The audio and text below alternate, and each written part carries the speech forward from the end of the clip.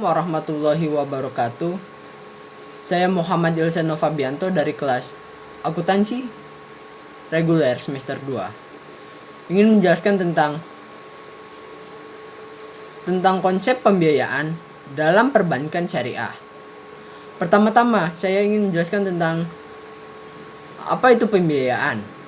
Pembiayaan atau financing adalah pendanaan yang diberikan suatu pihak pada pihak lain untuk mendukung investasi yang telah direncanakan, baik dilakukan secara individu maupun lembaga.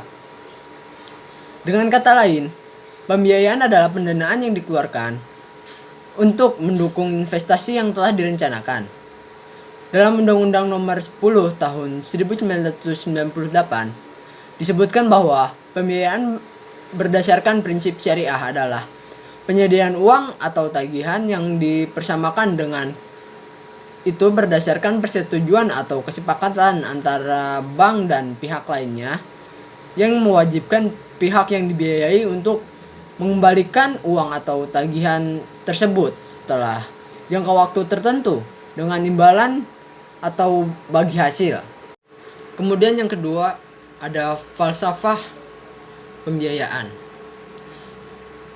Kedudukan bank syariah dalam hubungan dengan para nasabah adalah sebagai mitra, investor, dan pedagang.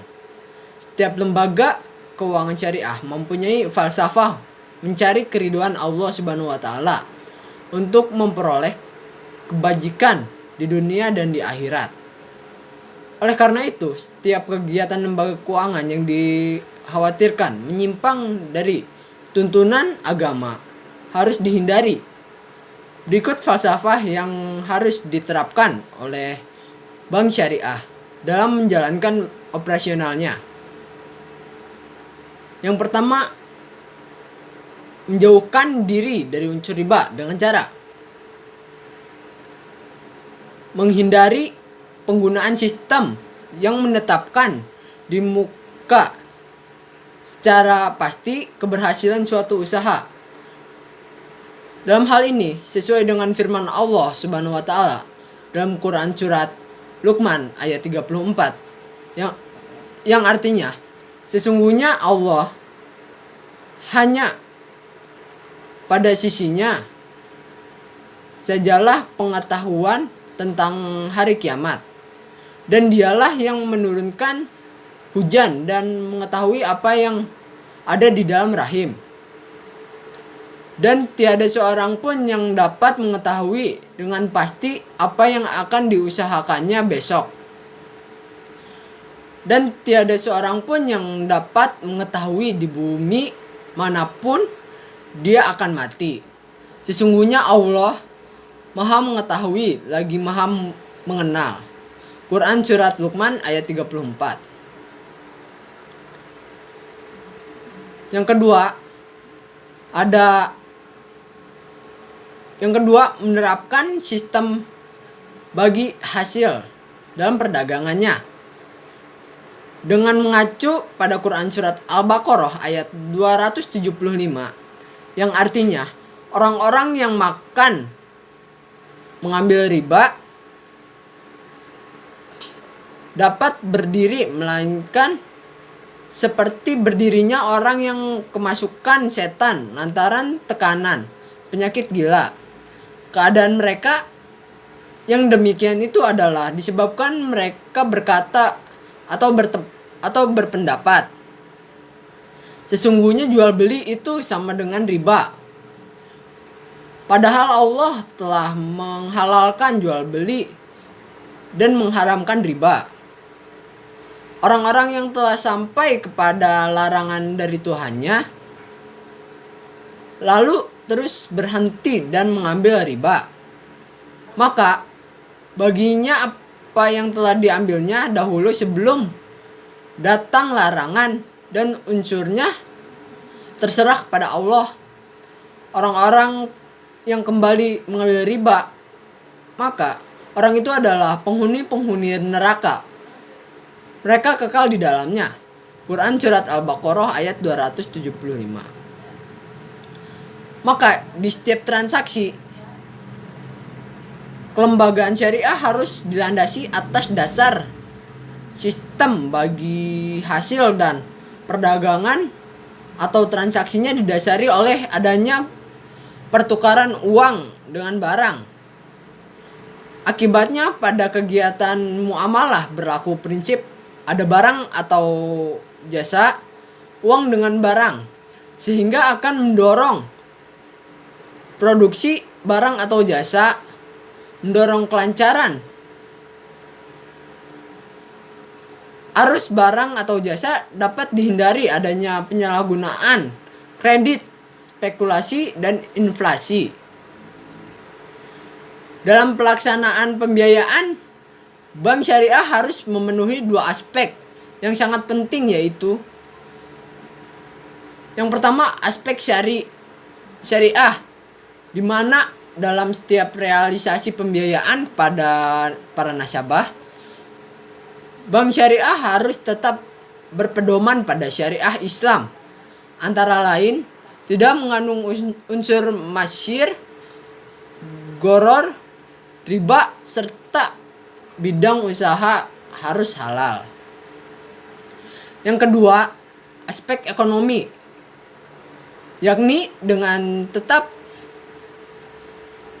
mempertimbangkan perolehan keuntungan baik bagi bank syariah maupun nasabah bank syariah. Selanjutnya yang ketiga, ada prinsip pembiayaan.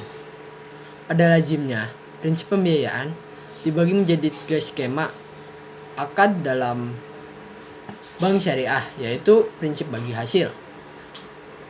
Dalam prinsip ini, fasilitas pembiayaan yang disediakan di sini berupa uang tunai atau barang yang telah dinilai dengan uang. Ada 2 jenis bagi hasil, tergantung kesepakatan, yaitu revenue sharing dan profit sharing. Adapun dalam hal presentasi bagi hasil dikenal dengan nasabah, yang dapat disepakati dengan customer yang mendapat fasilitas pembiayaan saat akad pembiayaan. Prinsip bagi hasil ini terdapat pada produk mudharabah, musyarakah, dan muzara'ah. Yang kedua ada prinsip jual beli. Dalam prinsip jual beli ini dilaksanakan karena adanya perpindahan kepemilikan barang atau benda. Prinsip ini terdapat pada produk bai al-murabahah, bai al-muqayyadah, bai al-mutlaqah, dan bai as-salam. Yang ketiga ada prinsip sewa menyewa.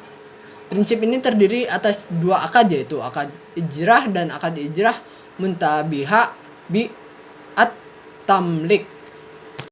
Yang keempat, jenis-jenis pembiayaan. Pada dasarnya bisa dikelompokkan dari beberapa aspek, yaitu pertama, pembiayaan menurut tujuan. Pembiayaan menurut tujuan ini dibagi menjadi 2, yaitu pembiayaan modal kerja dan pembiayaan investasi. Yang kedua ada pembiayaan menurut jangka waktu.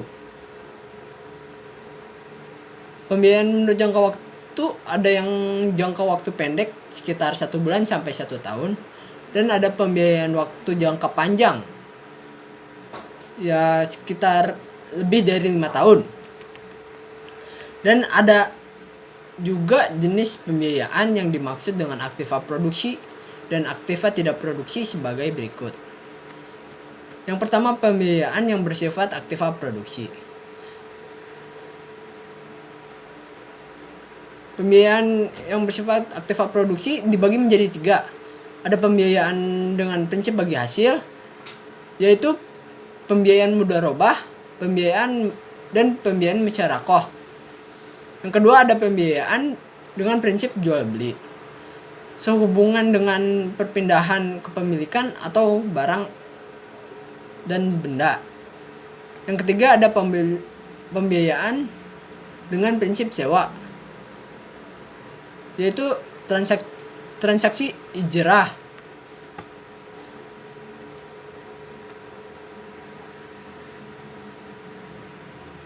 Yang kedua, ada pembiayaan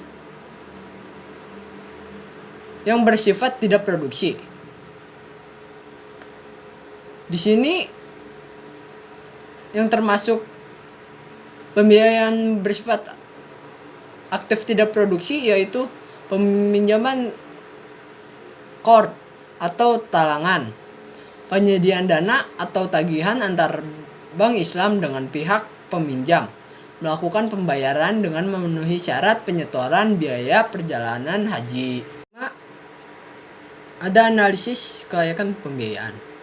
Dalam analisis kelayakan pembiayaan ini terdapat beberapa aspek tahapan. Yang pertama, analisis pembiayaan yang di dalamnya terdapat pendekatan jaminan, pendekatan karakter, pendekatan kemampuan pelunasan, pendekatan dengan studi kelayakan, dan pendekatan fungsi bank.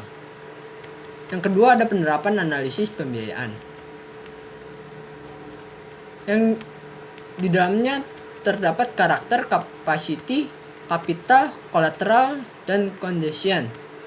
Yang ketiga, ada prosedur analisis pembiayaan. Dalam hal ini terdapat berkas dan pencatatan, data pokok dan analisis pendahuluan, peneliti data, peneliti atas realisasi data, peneliti atas rencana usaha, peneliti dan penilaian barang jaminan, dan laporan keuangan dan penelitian. Yang keempat, ada penentuan kebijakan pembiayaan bank syariah. Dalam hal ini, kebijakan umum pembiayaan bank syariah mengambil keputusan pembiayaan. Yang keenam dan yang terakhir, ini pengawasan dan penanganan pembiayaan bermasalah. Pembiayaan bermasalah ini disebabkan oleh beberapa faktor internal dan eksternal. Langkah pengaman yang dilakukan oleh bank syariah untuk mengendalikan terjadinya pembiayaan yang bermasalah dapat dilakukan sebagai berikut, yaitu sebelum realisasi pembiayaan dan setelah realisasi pembiayaan. Sekian penjelasan dari saya, kurang lebihnya mohon maaf. Wassalamualaikum warahmatullahi wabarakatuh.